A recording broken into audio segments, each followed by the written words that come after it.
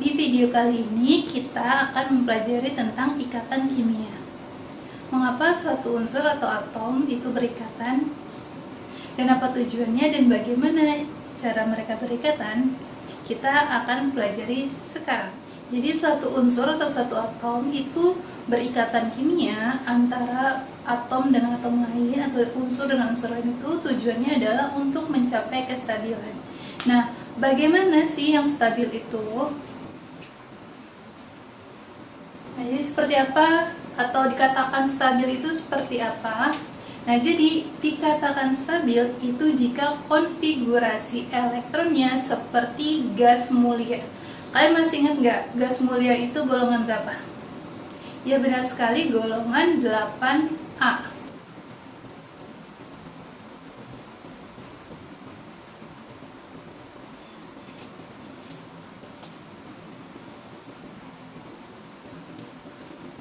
Nah, kenapa yang stabil itu konfigurasinya seperti gas mulia? Coba kita buat konfigurasi dari golongan 8A atau gas mulia. Kalian masih ingat kan unsur-unsur gas mulia itu apa aja? Coba ya. Gas mulia yang pertama adalah helium dengan nomor atom 2. Kedua apa? Neon dengan nomor atom 10. Lalu argon 18. Krypton 36, xenon 54, dan radon 86. Sekarang kita buat konfigurasinya dengan kulit. He konfigurasinya gimana? Karena ini hanya 2 sama elektronnya, berarti kita tulis 2. Sedangkan kalau 10 berarti konfigurasinya 2, 8. Ar 2, 8, 8. Kr 2, 8, 18, 8.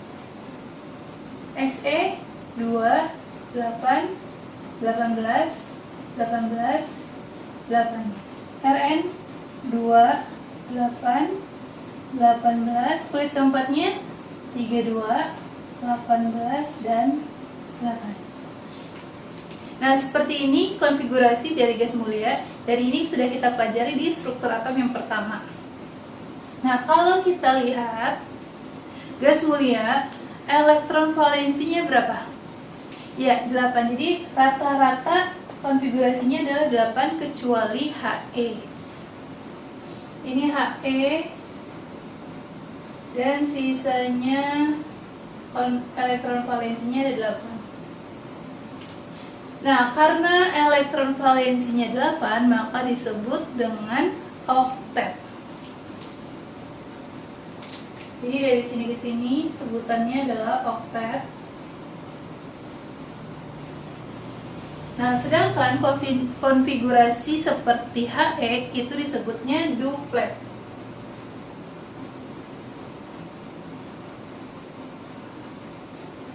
Nah, jadi konfigurasi yang stabil itu berarti memenuhi aturan duplet dan oktet. Duplet berarti konfigurasinya hanya 2, ya seperti ini, sedangkan oktet elektron valensinya adalah 8.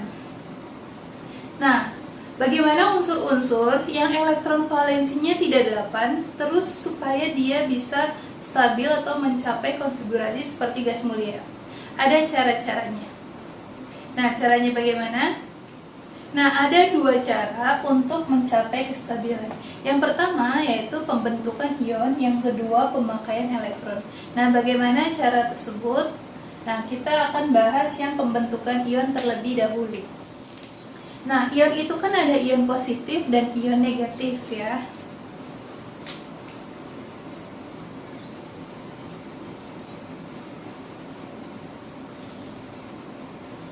Nah, lalu bagaimana atau unsur-unsur apa saja atau atom-atom apa saja akan cenderung untuk bermuatan positif, dan ada juga atom-atom yang akan cenderung bermuatan negatif. Nah, kita bahas yang pembentukan ion positif terlebih dahulu. Ion positif itu terbentuk di saat atom itu melepas elektron. Nah, atom-atom seperti apa yang akan cenderung untuk melepas elektron? Nah, untuk pembentukan ion positif, itu adalah atom yang akan melepas elektron. Nah, atom-atom apa saja yang mudah untuk melepas elektron, yaitu atom yang mempunyai energi ionisasi rendah.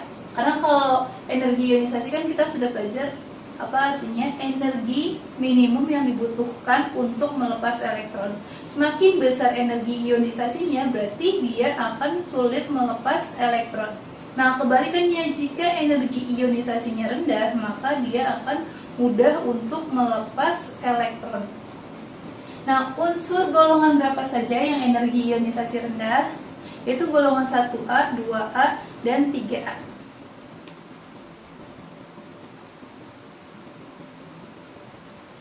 Nah, jadi untuk unsur golongan 1, 2, dan 3A itu lebih mudah melepas elektron. Sebagai contoh,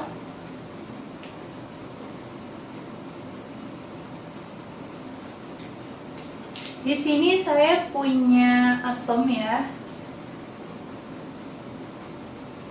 Na dengan nomor atom 11.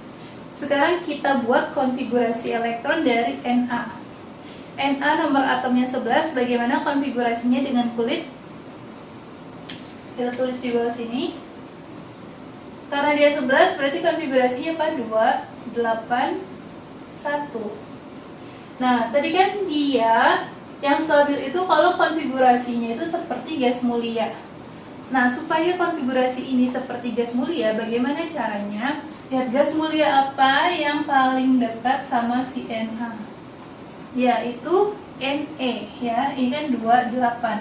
Nah, terus supaya jadi seperti Ne, konfigurasinya 2 dan 8, maka elektron yang satu ini harus diapain? Ya, harus dilepas supaya konfigurasinya seperti Ne. Jadi ini harus dilepas satu elektron. Nah, kalau misalnya dia melepas satu elektron, berarti dia akan berubah menjadi ion positif. Nah, karena dia berubah menjadi ion positif, maka dia menjadi Na+. Karena elektronnya dilepas, maka elektron akan kita letakkan di sebelah kanan tanda panah. Ya, jadi sini plus elektron. Ini artinya melepas satu elektron. Sekarang Na+ konfigurasinya sudah seperti dengan si Ne. Jadi ini 2, 8. Nah, ini artinya dia melepas satu elektron.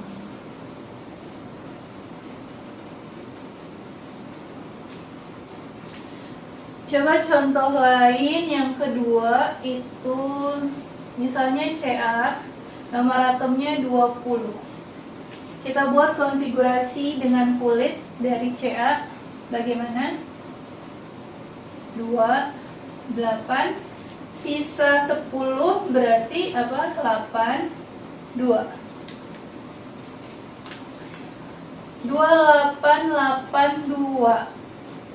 Nah, apabila konfigurasinya seperti ini, berarti dia akan mencapai kestabilan seperti gas mulia yang mana? Yang paling dekat dengan dia nih.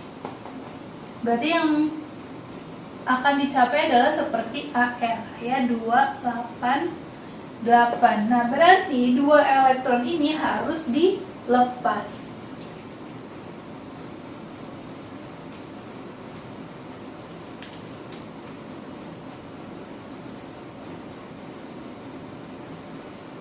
Karena dia melepas 2 elektron, maka di sini menjadi Ca 2+, melepas 2 elektron. Nah, sekarang konfigurasinya menjadi 2, 8, 8. Dan ini artinya melepas 2 elektron. Nah, jadi yang melepas elektron itu umumnya yang elektron valensinya 1, 2, dan 3. Ya, jadi yang melepas elektron, ingat, umumnya yang elektron valensinya 1, 2, dan 3. Selanjutnya yaitu pembentukan ion negatif. Nah, bagaimana atom-atom yang cenderung untuk membentuk ion negatif? Nah, kita cek sekarang. Apabila atom ingin bermuatan negatif, maka atom tersebut itu akan menerima elektron. Nah, atom-atom yang menerima elektron itu ya adalah atom yang mempunyai afinitas elektron yang besar. Nah, golongan berapa atom-atom yang memiliki afinitas elektron yang besar? Yaitu golongan 6 dan 7A. Kalian masih ingat ya sifat periodik unsur? Jadi yang afinitasnya besar itu golongan 6A dan 7A. Di sini saya akan contohkan.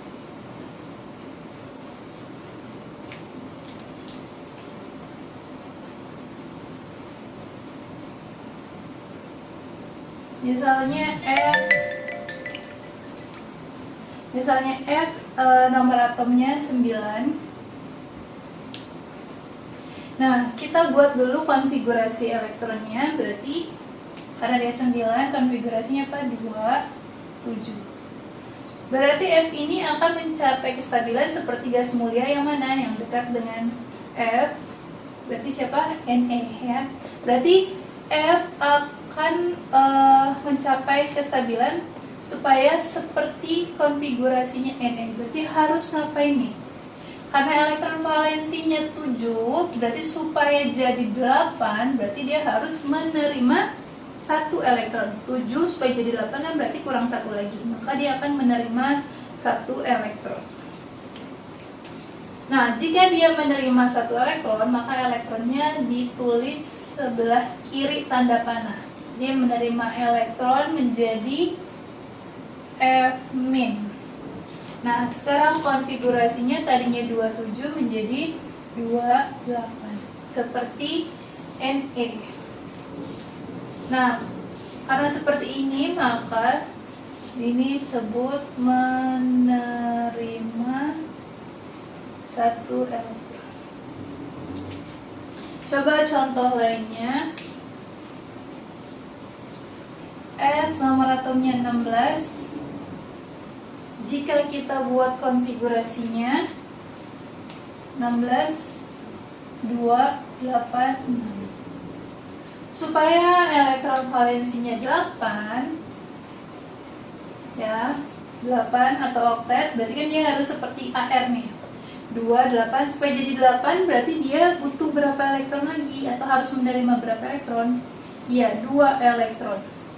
Nah, jadi kita tulis di sini S menerima 2 elektron, dia akan menjadi ion S2- dengan konfigurasi 288. Nah, ini artinya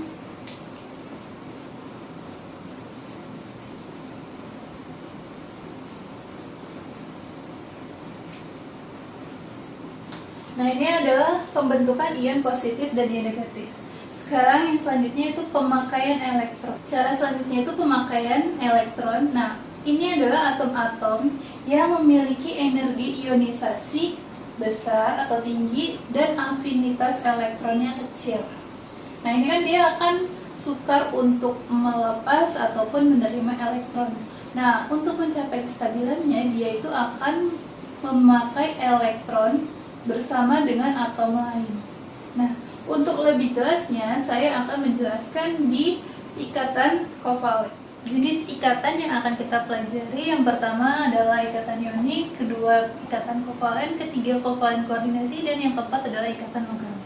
Nah, kita akan bahas ikatan ionik terlebih dahulu. Nah, oke, yang pertama itu ikatan ionik. Ikatan ionik terjadi karena adanya gaya tarik-menarik elektrostatis antara ion positif dan ion negatif. Tadi yang membentuk ion positif itu kalau dia melepas elektron, dan yang negatif itu kalau dia menerima elektron. Jadi antara atom-atom yang cenderung untuk melepas dengan atom-atom yang cenderung untuk menerima elektron. Nah, atom-atom yang cenderung untuk melepas elektron itu adalah unsur logam. Sedangkan atom-atom yang cenderung untuk menerima elektron itu adalah unsur-unsur non-logam. Jadi ikatan ionik ini terjadi antara unsur logam dan non-logam. Nah, bagaimana proses pembentukannya? Saya akan beri contoh di sini.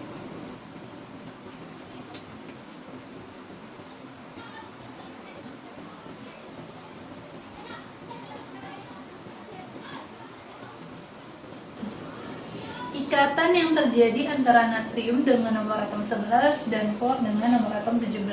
Nah, bagaimana ikatannya bisa terbentuk?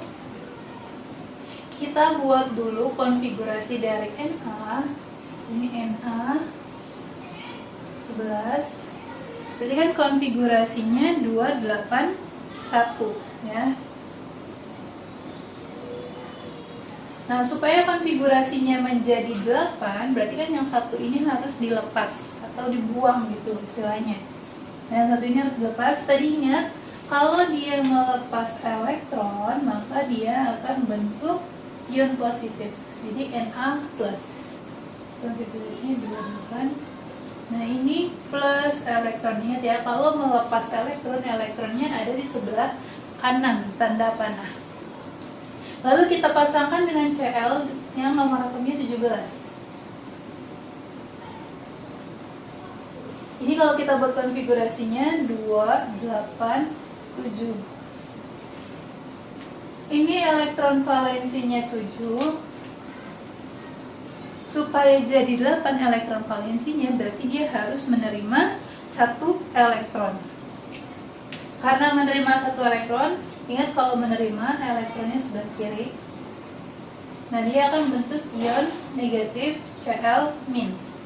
Nah, ini sekarang konfigurasinya jadi 288. Antara elektron yang dilepas dan yang diterima itu harus sama jumlahnya. Kita lihat Na itu melepas 1 elektron dan Cl menerima 1 elektron. Berarti kan ini jumlah antara yang dilepas dan diterima elektronnya sama. Jadi kita bisa langsung jumlahkan atau gabungkan ikatannya. Ini bisa ditulis kali 1 kali 1 karena sudah pas jumlah elektron yang dilepas dan diterima. Maka senyawa yang terbentuk adalah Na-nya ada 1 dan Cl-nya ada 1, yaitu NaCl. Nah, sekarang contoh lain, bagaimana kalau misalnya elektron yang dilepas dan yang diterima itu berbeda. Nah, sekarang kita buat konfigurasi dari Ca20. Ini 28882. Elektron valensinya 2. Berarti supaya elektron valensinya jadi 8, berarti 2-nya harus kita lepas. Karena dia melepas berarti bentuk ion positif, yaitu apa? Ca2+. Melepas 2 elektron. Konfigurasinya jadi 288. Nah, sekarang Br nomor atomnya 35. Kita buat konfigurasinya 28817 ya. Ini elektron valensinya 7, berarti supaya jadi 8, berarti dia harus menerima ya 1 elektron. Ingat, menerima 1 elektron, berarti elektronnya dari sebelah kiri, plus elektron. Menjadi Br-.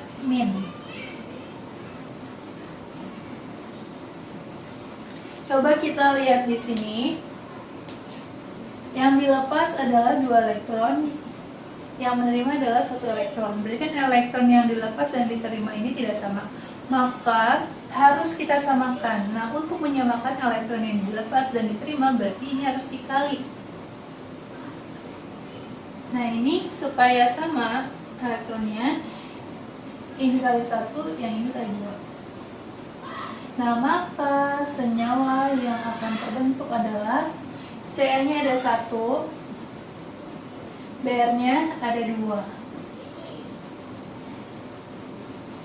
Nah, makanya senyawa yang terbentuk adalah CaBr2. Sampai sini cukup jelas? Ini termasuk mudah ya. Oke, kalau kayak gitu kita lanjut ke ikatan selanjutnya. Oke, selanjutnya itu adalah ikatan kovalen. Nah, ikatan kovalen ini terjadi karena pemakaian bersama pasangan elektron. Nah, berarti antara atom-atomnya itu sama-sama membutuhkan elektron. Jadi atau atom-atomnya itu sama-sama kekurangan elektron. Nah, atom-atom yang kekurangan elektron itu umumnya berasal dari unsur non-logam. Makanya ikatan kovalen itu antara unsur non-logam dengan non-logam. Nah, ikatan kovalen itu dibagi lagi, ada yang tunggal, rangkap 2, dan rangkap 3. Nah, tunggal atau rangkapnya itu dilihat dari berapa pasang yang dipakai bersama-sama gitu. Jadi kalau misalnya ikatan kovalen tunggal, berarti elektron atau pasangan elektron yang dipakai bersama itu hanya satu pasang. Kalau rangkap 2 berarti pasangan elektron yang dipakai bersama adalah 2 pasang. Nah, sedangkan rangkap 3 pemakaian pasangan elektronnya adalah 3 pasang. Nah, untuk proses lebih jelasnya saya akan berikan contoh. Contoh yang pertama, ikatan antara N dan H. N dengan nomor atom 7 dan H nomor atomnya 1. Jadi cara membuatnya, kita buat konfigurasi dulu dari N. Ini kan 2, 5, dengan H 1, berarti ini 1. Kita lihat elektron valensinya, N elektron valensinya 5 dan H elektron valensinya 1. Agar N mencapai kestabilan seperti gas mulia konfigurasinya, maka dia butuh 3 elektron lagi supaya elektron valensinya menjadi 8. Nah, kita tulis di sini membutuhkan 3 elektron.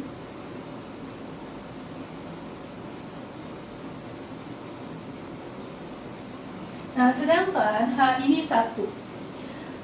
Tadi kan kalau misalnya elektron valensinya 1, 2, 3 itu kan cenderung untuk melepas. Tapi pengecualian, H ini konfigurasinya 1.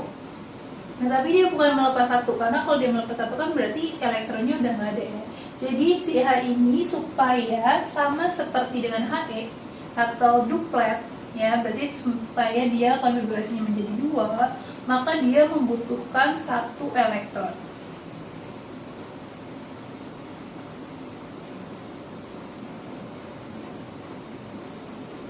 Ya, jadi pengecualian ya, itu pengecualian. Nah, elektron yang dibutuhkan itu atau yang dipasangkan itu tuh harus sama. Nah, biar sama elektronnya, ini sama kayak tadi kita kalikan.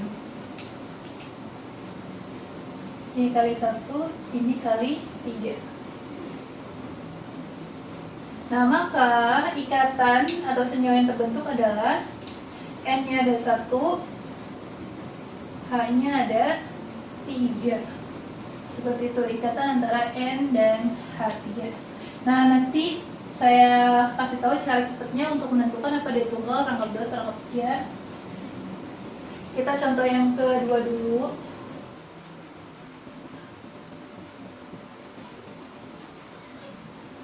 Nah, ini ikatan antara C dan O. C6O8. Kita buat konfigurasinya, ini 2, 4, ini 2, 6. C elektron valensinya 4, O elektron valensinya 6. Nah, sama nih, karena C elektron valensinya 4, berarti supaya jadi oktet atau elektron valensinya 8, berarti dia membutuhkan berapa elektron? Iya, 4 elektron.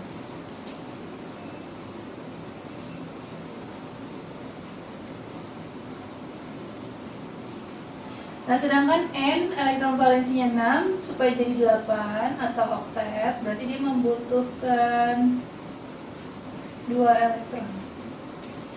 Ingat, elektron yang dibutuhkan itu kita samakan. Nah, berarti biar sama, ini kali 1 kali 2. Maka ikatan atau senyawa yang terbentuk adalah CO2. C-nya kali 1, O-nya harus ada 2 ya, supaya mereka jadi oktet. Oke, contoh yang selanjutnya, contoh ketiga.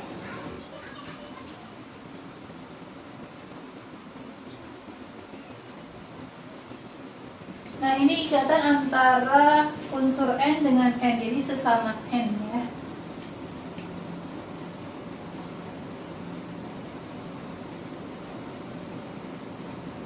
Ini konfigurasinya 25, 25. Elektron valensinya sama-sama 5, berarti dia sama-sama membutuhkan ya 3 elektron.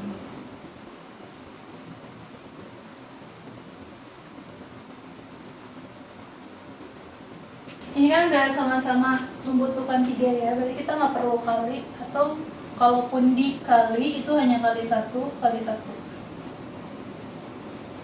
Nah ini kan berarti N sama N, atau kita tulis dengan N2. Oke, sekarang cara mudahnya kita mengetahui apakah dia tunggal, rangkap 2 atau rangkap 3. Kita lihat elektron yang dibutuhkan. Kalau salah satunya yang dibutuhkan itu ada 1 elektron, maka ikatannya tunggal. Nah ini kan membutuhkan 3 salah 1, berarti salah satunya itu ada yang butuh 1 elektron, maka ikatannya adalah kovalen tunggal.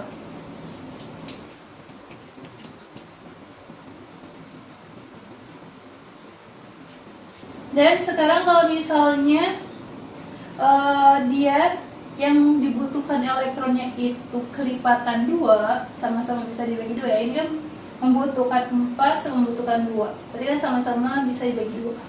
Atau misalnya 2 sama 2 nih yang dibutuhkan, berarti itu juga rangkap 2. Jadi kalau misalnya dia kelipatan 2 atau yang dibutuhkan itu bisa dibagi 2, maka ini kovalen rangkap 2. Nah, begitu juga dengan 3. Kalau misalnya elektron yang dibutuhkan itu sama-sama bisa dibagi 3, berarti dia ikatan kovalen rangkap 3.